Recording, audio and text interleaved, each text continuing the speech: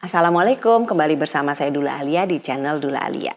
Sore hari ini kita akan bahas tentang masa prakonsepsi, konsepsi, masa kehamilan, apa saja sih yang perlu disiapkan.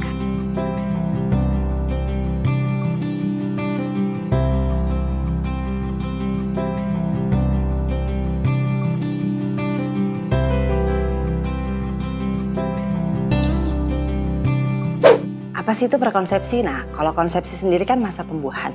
Kalau prakonsepsi berarti sebelum terjadinya pembuahan. Nah, di saat pasangan suami istri baru menikah, tentunya kan mungkin ada yang sudah lama mengenal, saling mengenal. Mungkin juga ada yang belum lama saling mengenalnya. Tapi tidak ada patokan loh seberapa lama misalnya nih moms dan pasangan itu sudah menikah. Belum tentu sudah saling mengenal diri masing-masing. Nah, sebaiknya di masa prakonsepsi ini saling mengenal dan juga saling mengenal tentang seksualitas masing-masing, bagaimana nyamannya berhubungan, apa yang disuka dan tidak disukai oleh pasangannya. Kenapa sih itu penting? Kenapa sih itu mempengaruhi memangnya untuk si jabang bayi? Ada ternyata. Jadi konsepsi itu ada berbagai macam.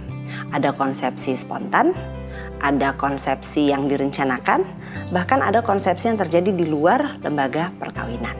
Nah, ternyata pada saat terjadi konsepsi yang berbeda-beda itu ada outputnya untuk fondasi jiwa si bayi. Karena pada saat nanti moms mengetahui bahwa moms itu hamil, itu kan ada yang dirasa. Misalnya pada saat konsepsi yang direncanakan, pada saat melihat hasil 2 garis, alhamdulillah saya hamil, kita hamil, dan bayi disambut dengan kemeriahan dan sukacita. Tapi apa jadinya misalnya hamil spontan? Ada juga yang ceritanya kesundulan, sudah punya bayi sebelumnya, tiba-tiba aduh bayiku kan baru 3 bulan, kok aku sudah hamil lagi? Nah, perasaan moms yang saat itu mungkin kaget, atau mungkin aku belum siap hamil lagi. Kok aku hamil sih? Itu sesungguhnya sudah masuk nih, terimprint ke dalam fondasi jiwa si bayi di dalam kandungan. Apa yang dia rasakan? Ada sebuah penolakan yang tanpa disadari. Karena itu langsung tuh terserap. Walaupun kata, tapi kan belum ada bayinya. Ya, tapi kan di wadahnya, di rahimnya terekam semua emosi-emosi itu. Dan itu masuk terimprint ke dalam fondasi jiwa si bayi. Terus apalagi misalnya kejadian di luar lembaga pernikahan. Mungkin lebih menakutkan pada saat mengetahui bagaimana masa depannya, bagaimana nasib bayinya, nasib mom sendiri. Nah, itu yang membedakan bagaimana imprint untuk fondasi si bayi. Makanya sangat penting untuk menyiapkan diri dari masa prakonsepsi. Saling mengenal, seberapa baik sih komunikasi dengan pasangan? Apakah betul sudah saling mengenal? Bagaimana komunikasi yang baik? Apakah sudah efektif komunikasinya? Ada kan, karena gini, pasangan itu bukan bisa membaca pikiran kita ya moms. Jadi sebaiknya komunikasi sudah diselaraskan sebelum bayi lahir atau sebelum ada bayi. Karena pasangan nggak bisa membaca pikiran kita gitu. Nah, setelah itu saling mengenal tadi tentang seksualitas.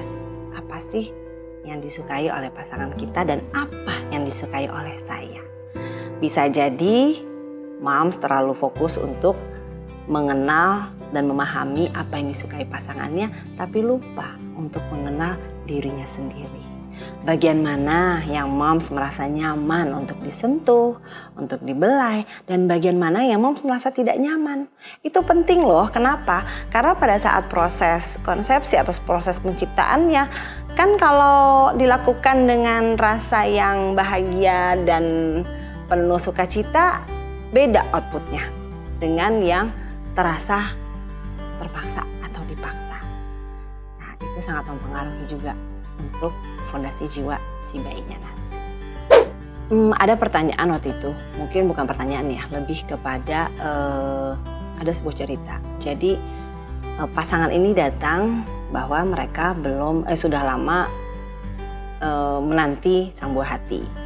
Namun ternyata setelah digali dan ditanyakan, itu dari alam bawah sadarnya sang ibu itu belum siap ternyata.